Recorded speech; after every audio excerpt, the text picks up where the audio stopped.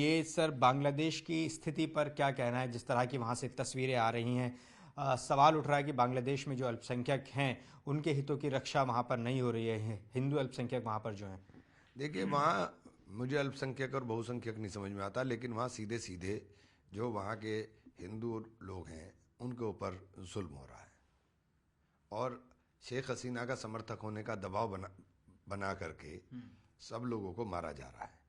भारत सरकार को इंटरवीन करना चाहिए। लास्ट टाइम भी जब बांग्लादेश के अंदर हिंदुओं के ऊपर कत्लेआम हुआ था तब भी मैंने पार्लियामेंट में भी कहा था और मैंने लेटर भी लिखा था कि बांग्लादेश का, अब इन्होंने हाई कमीशन भी बंद कर दिया, तो हमें बांग्लादेश के ऊपर दबाव बनाना चाहिए। बांग्लादेश की इतनी हैसियत नहीं है कि वहाँ हमारे बिना सर्वाइव कर सके। बांग्लादेश के ऊपर हमें पूरी तरह से दबाव बनाना चाहिए। लेकिन क्या है, भारत सरकार हर चीज़ को तोलती मोलती है। अभी थोड़ा सा और आग लगेगी, थोड़ा और हंगामा होगा, फिर बांग्लादेश का चुनाव है, उन सब चीज़ों को तोल मोल करके एक्शन लेगी।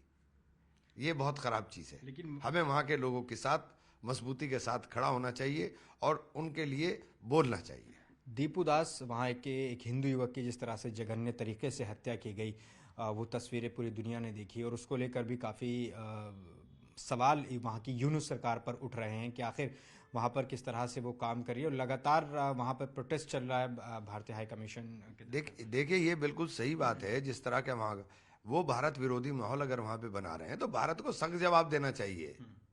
हमें सख्त जवाब देना चाहिए। इंदिरा जी ने दिया था ना जवाब इनको। इंदिरा जी का तो बनाया हुआ देश है। एक बार घुस जाइए लेकर के शेख हसीना को, लीडर तो है ही हमारे पास उनकी। घुस जाइए एक बार लेकर के शेख हसीना को।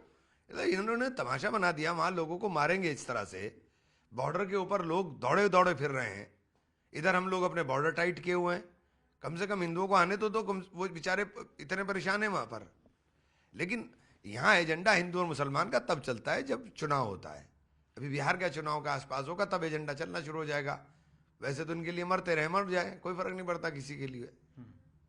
हमारे लिए तो हमें तकलीफ हो रही है और हमें, भाई मैं तो कम से कम पहला आदमी हूं जो सबसे ज्यादा बोलने का काम करूंगा। देखिए जहां भी जुल्म होगा, चाहे वो जुल्म हिंदू पे या मुसलमान पे हो, हम तो बोलेंगे। वहाँ का से लगातार भारत विरोधी बयान भी आते रहे हैं। ये बयान भी वहाँ के कुछ नेताओं की तरफ से आ रहा है कि जो भारत का चिकन नेक है उसको हथियाने की बात वहाँ के कुछ नेता कर रहे हैं। उनके बाप में दम नहीं है। जो रोटी हमारे दम पर खा रहे थे, जिनका वजूद हमारे दम पर था, वो हमें आंख दिखा रहे हैं। ये हमारी कमजोरी है ना। हमें कोई भी आंख दिखा देता है।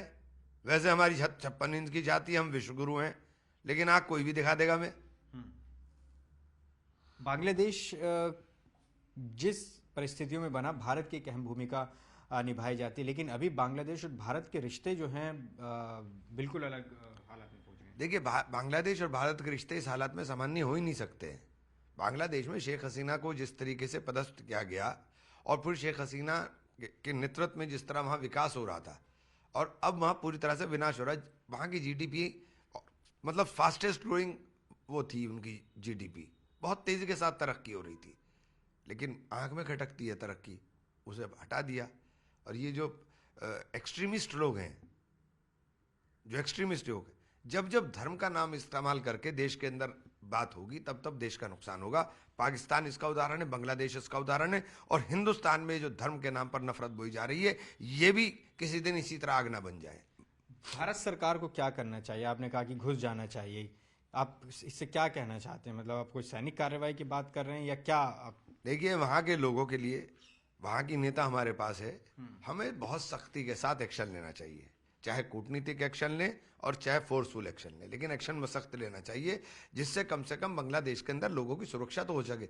अभी क्या है कि वहाँ एक झुंड के अंदर जैसे शेरों का एक झुंड हो और उसमें कुछ बकरियां फंस जाएं, हाल वो हो रहा है। वो मारे जा रहे हैं, गरीबों को मारा जा रहा है अभी। और ये वहाँ पे सिर्फ ऐसा नहीं है कि सिर्फ हिंदू को मारा जा रहा है, शेख हसीना से रिलेटेड जो भी है सबको मार रहे हैं।